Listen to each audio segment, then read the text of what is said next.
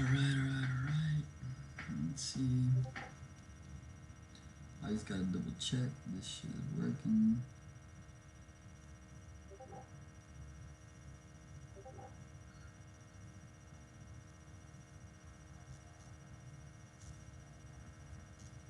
This should pop up any second now. Okay, perfect.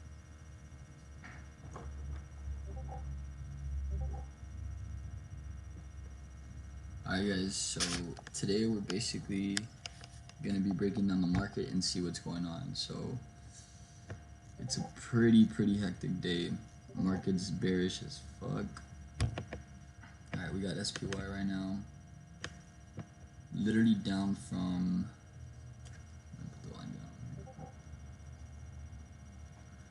alright, yeah, so it's literally down from 391 all the way to 383. That is a crazy ass drop. I know that we were talking about it, I think on Monday. We were expecting a drop on Tuesday. I'm gonna go to the 5-day, 5-minute chart. Actually, let's move it to the 5-day, 15-minute chart. Okay, perfect. So as you can see, I believe this was Monday. Let me double check. This was the 18th. We're the 25th today. 18, 19, 20, 21, 22, 23. Okay, now. Alright. So basically, you could tell that we had a small little like decrease here. This was basically the first support level that it was being made. Right, so look, if you could see, like, these are lines that I put, like, not just today, they're put daily, right? So what we're gonna notice is support was put here, so then it started waving, you know, waving. As soon as it broke support, it went under, right? We saw, like, you could have caught like a little good dip there. Then it made a whole new support level, so this became our new support. Then it went back up. It usually hits anywhere near past support, becomes new resistance, right? So resistance, support.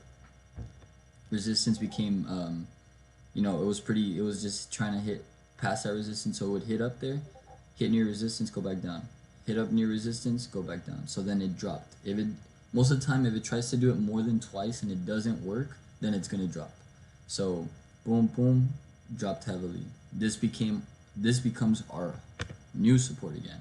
Right, so we're gonna go ahead and go on here. I'm gonna put a price line. It's gonna be around $380.72.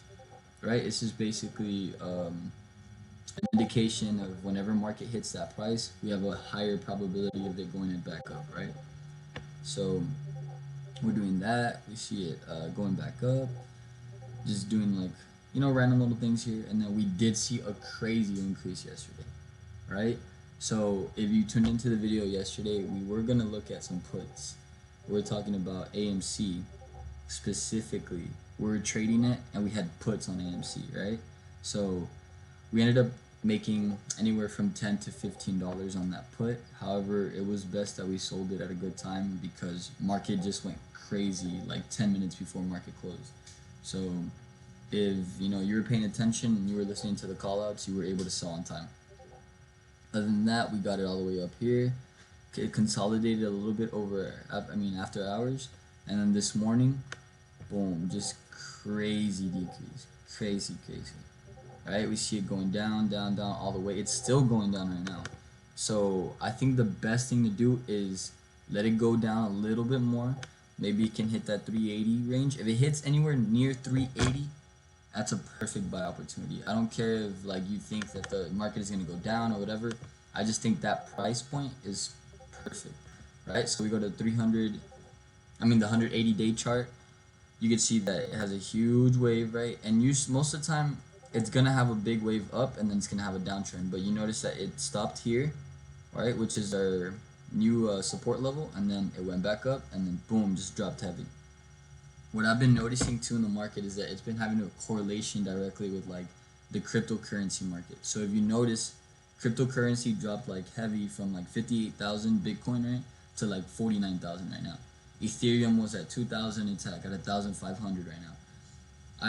My theory is that like we're starting to interconnect with like the currencies now that like online currency like Bitcoin, all of those, they're starting to impact the actual stock market. So, I mean, that's my theory. You could think differently, but I have noticed trends lately that have been similar to what's going on. Like Bitcoin goes crazy one day, SPY goes crazy up. You know what I mean? So it's basically like if someone's making money in this sector of the market, more people are going to be making money in another sector of the market, right? So it's just basically that. Keep that in mind if you're investing, right? So what we're going to do today is I was going to trade SPY, but right now the contracts look pretty bad. Like you're going to be paying $300 for a contract to hold, and we're not too sure yet if the market's going to go up or down. So I wouldn't invest heavily on SPY, but I would say pay attention to SPY to make sure it follows the rest of the market. It's the leader. Pay attention to SPY. What I'm looking at today is Snap. Right? Why am I looking at Snap today? Snap dropped around $5 today, market alone. Not even after hours. It just dropped heavily. We didn't expect Snap to go crazy up over after hours, which was insane. But however, the market was just doing crazy things. It's been very, very volatile. Don't like reinvesting money right now that you think is like, oh, I'm gonna make money by holding. Like right now, the market's so volatile that you don't have you can't really invest rationally and be like, yeah, like this investment's a good idea because I think it's gonna go up. Like no, like right now the market is like summer 2016 and it's crazy. It's just moving everywhere, but there's opportunities to make money.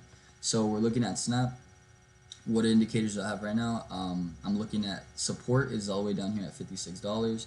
That's that to hit this support level will be like insane. If it hits $56, you buy hard on that. That's all I'm saying. It's not gonna hit 56 maybe tomorrow if the market continues to go down, but I for sure know it's not gonna hit $56 today. Right? So then we saw that today. We're gonna go to the 1 day 1 minute chart. Snap dropped all the way from $71 being its high. Now it's at 63 being its low, right? 63.93. Basically, what I'm seeing is you see these indicators right here. This line, this is priced around like 64.98.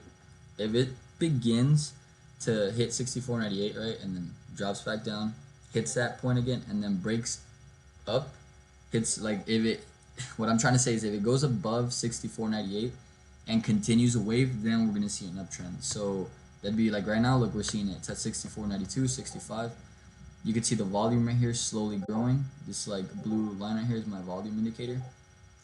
Usually, blue line goes under the bars. That means an uptrend is starting to occur, right? And if the blue line is above the bars, then that means there's a downtrend.